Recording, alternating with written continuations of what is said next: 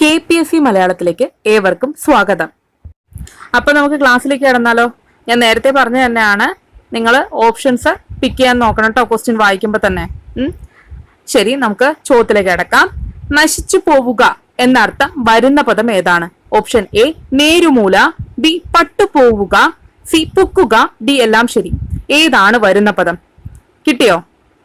ശരി, നമുക്ക് ഉത്തരത്തിലേക്ക് കടക്കാം. ഓപ്ഷൻ ബി പട്ടുപോവുകയാണ് ശരിയായ പദം. നേരുമൂല എന്ന് പറഞ്ഞാൽ ഒന്നാമത്തെ മൂല എന്നാണ് അർത്ഥം. പുക്കുക എന്ന് പറഞ്ഞാൽ പ്രവേശിക്കുക എന്നാണ് അർത്ഥം. അടുത്ത ചോദ്യത്തിലേക്ക് കടക്കാം. പാദാഘാതം എന്ന പദത്തിന് അർത്ഥം എന്താണ്?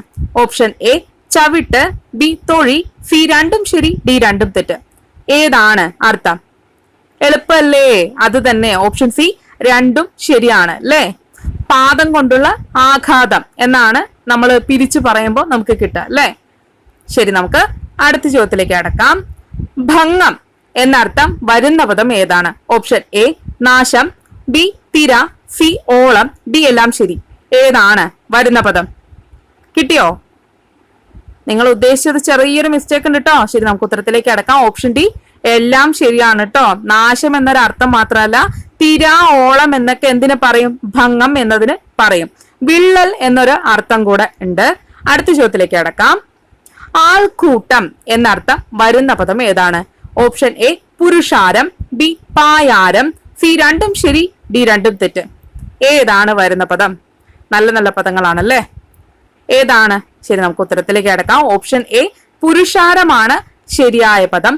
പായാരം എന്നാൽ പരിഭവം, പരാതി, സങ്കടം പറയുക എന്നൊക്കെ പറയില്ലേ, അതാണ് ഉദ്ദേശിക്കുന്നത്. അടുത്ത ചോദ്യത്തിലേക്ക് കടക്കാം. പ്രക്ഷീണം എന്ന പദത്തിനർത്ഥം എന്താണ്? പ്രക്ഷീണം. ഓപ്ഷൻ എ ക്ഷയിച്ചത്, ബി നല്ലതുപോലെ തളർന്നത്, സി രണ്ടും ശരി, ഡി രണ്ടും തെറ്റ്.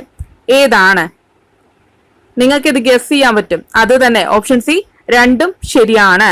അടുത്ത ചോദ്യത്തിലേക്ക് കടക്കാം. ധാരാളം വിളവ് ലഭിക്കുന്നത് എന്നർത്ഥം വരുന്ന പദം ഏതാണ്? ഓപ്ഷൻ എ ഫലഭൂയിഷ്ടം, ബി ഫലഭൂയിഷ്ടം, സി ഫലഭൂയിഷ്ടം, ഡി ഫലശൂന്യത. ഏതാണ് വരുന്ന പദം? കിട്ടിയോ? നല്ല രസമുണ്ടല്ലേ ഓപ്ഷൻസ്. അത് തന്നെ, ഓപ്ഷൻ ബി ഫലഭൂയിഷ്ടമാണ് ശരിയായ പദം. ബാക്കിയൊക്കെ തെറ്റാണ് കേട്ടോ. ഇതില് ഫലശൂന്യത എന്ന് പറഞ്ഞാൽ ഫലമില്ലായ്മ എന്നാണ് അർത്ഥം. അടുത്ത ചോദ്യത്തിലേക്ക് കടക്കാം. ഇളം വെയിൽ എന്നർത്ഥം വരുന്ന പദം ഏതാണ്? ഓപ്ഷൻ എ ബാലാതാപം, ബി ബൃഹദാകാരം, സി രണ്ടും ശരി, ഡി രണ്ടും തെറ്റ്. ഏതാണ് വരുന്ന പദം? കിട്ടിയോ? ശരി, നമുക്ക് ഉത്തരത്തിലേക്ക് കടക്കാം. ഓപ്ഷൻ എ ബാലാതാപമാണ് ശരിയായ പദം. ബൃഹദാകാരം എന്ന് പറഞ്ഞാൽ വലിയ ആകൃതി എന്നാണ് അർത്ഥം. ബൃഹത്ത് പറഞ്ഞ ധാരാളം എന്നുള്ള അർത്ഥമല്ലേ? ആകാരം എന്ന് പറഞ്ഞാൽ വടിവ്, ആകൃതി, ശരീരം എന്നുള്ള അർത്ഥമാണ് വരുന്നത് അല്ലേ? അത് രണ്ടും ചേർന്നാണ് ബൃഹദാകാരം എന്ന പദം ഉണ്ടായിരിക്കുന്നത്. അടുത്ത ചോദ്യത്തിലേക്ക് കടക്കാം.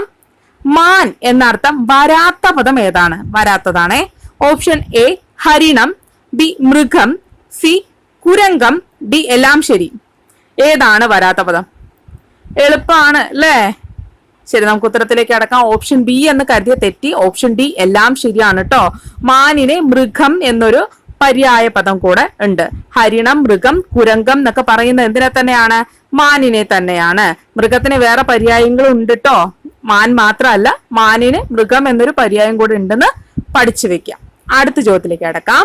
ഭയപ്പെട്ടവൻ എന്നർത്ഥം വരുന്ന പദം ഏതാണ്? ഓപ്ഷൻ എ ഭയാക്രാന്തൻ, ബി മഗ്നൻ, സി രണ്ടും ശരി, ഡി രണ്ടും തെറ്റ്.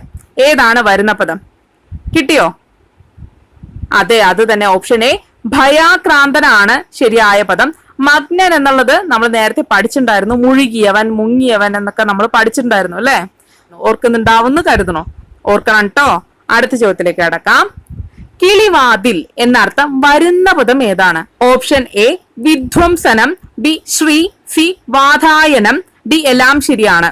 ഏതാണ് വരുന്ന പദം? കിട്ടിയോ? ശരി, നമുക്ക് ഉത്തരത്തിലേക്ക് കടക്കാം.